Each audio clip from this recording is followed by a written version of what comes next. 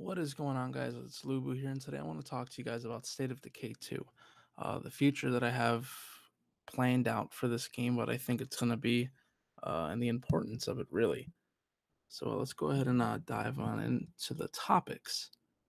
So I want to start by saying that what I'm trying to do is I want to compare this game to today's popular third-party games, like Fortnite, PUBG, Destiny 2, Warframe, those types of uh, games because it's important because those third party games that most of those are very successful. Uh, they have a core element to them that I think State of Decay 2 will offer. And I also want to compare it to PS4 games, the first party games like God of War, Days Gone, and The Last of Us 2. I also want to talk about the price and why it's really where it is and how I think it ties into the third party games, first party games, and all that stuff. And also why the gameplay doesn't look AAA. So let's go ahead and start talking about third party games. So I first want to say that comparing it to games like Fortnite, PUBG, Destiny 2, Warframe, those games are very highly community based. Fortnite has the lowest entry point of $0. You just download the game and you can play it. A lot of big streamers play that game. A lot of streamers have a community for that game. Uh, Same with PUBG. Like Shroud, he plays a whole bunch of PUBG. He also plays Fortnite as well now. Destiny 2, there's still a strong, as bad as that game has been getting with the reviews and stuff like that, it still has a player base. And Warframe has a huge player base. It's one of the top games on Steam for free to play. Uh, and the reason why I think it's important to talk about this game is comparing it to State of Decay 2 is because of the simple fact that I think State of Decay 2 is leaning towards that community drive direction.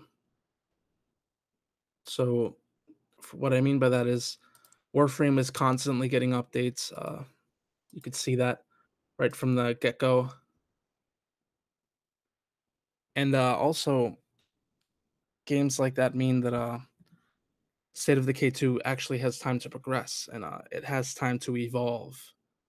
Same thing with Ark Survival Evolved, for example. You see that game, how much it's grown. Of course, it's grown in a bad way. Uh, it hasn't been, it's been getting old. That game, how it's been taking its direction, and it went a bad direction. There's no saying that State of Decay 2 could go in a bad direction. It very well can. But I also want to state that the game isn't. The game is a finished game that wants to expand what it is, and I think that's very important to take in, especially coming from games like Fortnite. How Fortnite is a game, and they keep adding content and the community just keeps getting bigger and the community loves all the content Fortnite adds because it's a fun game and people know what it is and people want to have fun playing Fortnite. So that's why I think it's important to compare it to today's popular third party games just because State of Decay 2 demands a community driven player base. And that's what was missing in part 1. It was there, it had elements, and people stayed and still today keep playing the game, and they're level 99 on Breakdown, which is a huge thing, that State of Decay Part 1 offered, and people just still play it, but there's not really a huge community that there's always news and popular YouTubers talking about the game constantly and constantly. All there really is Arky and a few other, game Xbox exclusive YouTubers that really talk about the game. So I also wanted to also compare it to PS4 first party games and how and how Undead Labs is executing the differences between them. Like what makes God of War and State of Decay 2 really compare to each other. It's almost impossible. It's like night and day. Well, you could actually compare God of War to Days Gone and to The Last of Us because they're all going in the same direction.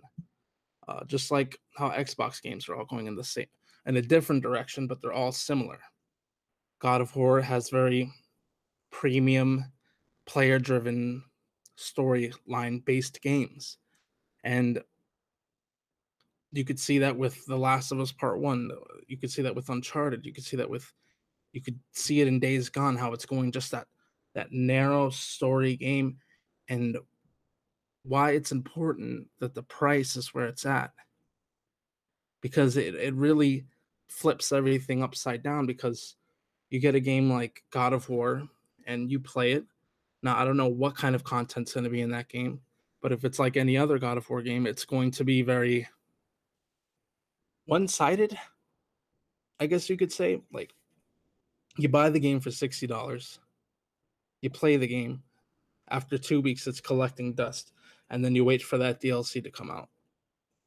That's where God of War and every other PlayStation game has been headed. It's just been a story for $60, and then DLC you have to buy. And that's where it ends. It's a PlayStation 4 has dead end games, and you can argue with me all you want, and oh, you don't know first party games, you don't play it. It's all about the story, and yeah, it is about the story, but it's is it worth $60?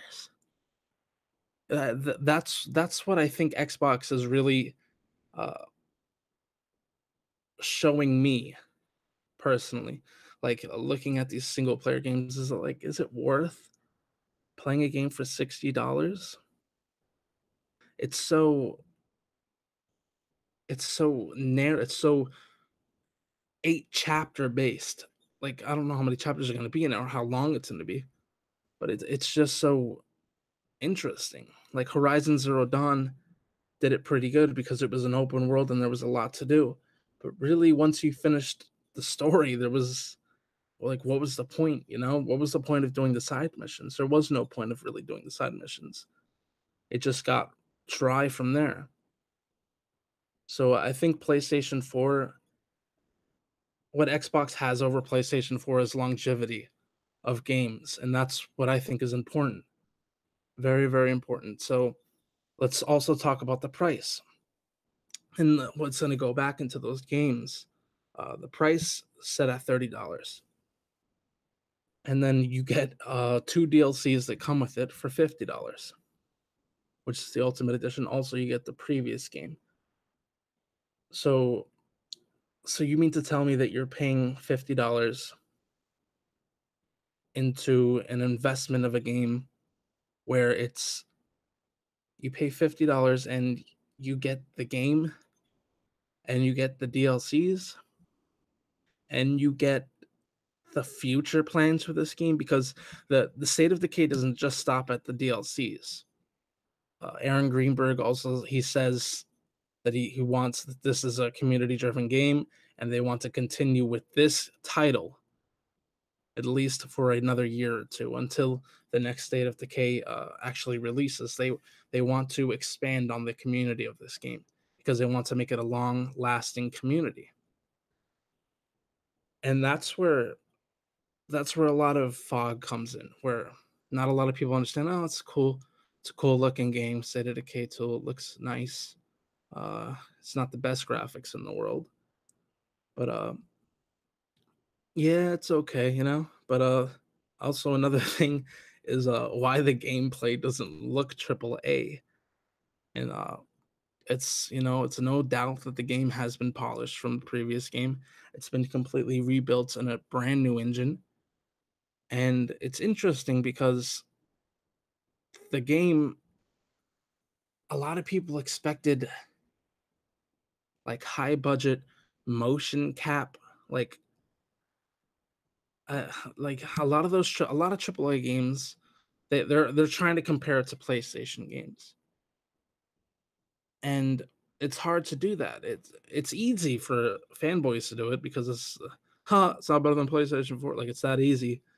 But when you look at the other side of the coin, it's like, well, it's not really going for that direction. You can make $1 million going one path, and you can make $1 million going another path. Both both paths end up to the same quality, but it doesn't mean they took the same way to get there, if that makes sense. They both went different paths to get to that point of AAA. So, of course, you could say State of Decay 2 doesn't have any motion cap. I'm sure it won't have that many cutscenes. If it does, I'll be surprised. And the reason why it doesn't look like a AAA game is because it could have went horribly wrong. If they went all out on this game and made it all cutscene based and all that stuff, I don't know how the game would have looked. I would have been more worried for the game than I am now looking at the game, because when you look at State of Decay 2, you could say, "Oh wow, that's so nostalgic. That looks like they captured State of Decay in its essence." And to me, that's so important. That's so important that they capture what State of Decay was, because a lot of people missed the point of that game. There's so many people. It's like, yeah, I played it for a couple hours, it bored me, or I didn't get it, and that I get it. I get why people stop playing that game. It makes complete sense.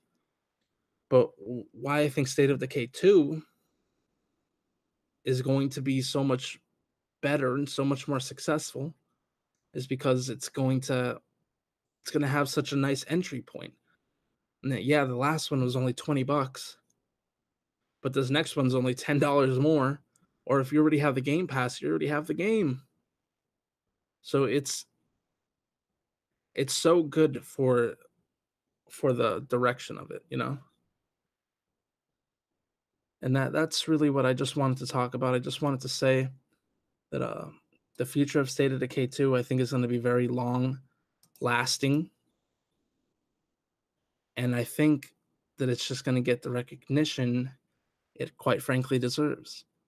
Because if it's which after seeing the first gameplay, it looks and plays almost exactly like the first one, with new animations and better graphics, better polish, uh, better animations, if you ask me. Like how you see the zombies actually tackle the person, and the person interacts with that, or someone's reloading and they fall down the stairs because they're reloading and not paying attention to falling down the stairs. Like it's the little details like that that they really put into the game, or actually getting bit by a zombie, by a plague zombie, and turning into a zombie, and you being able to see your friend, your actual in real life friend in the game turn into a zombie. I think that's excellent. And I think that those are new additions that really amplify the fantasy survival zombie game that this game really is. So that's all I really wanted to talk about. If you have any other comments, or you have any disagreements or agreements, just let me know in the description, or in the description, in the comment section, and I'll talk to you guys later. Peace out.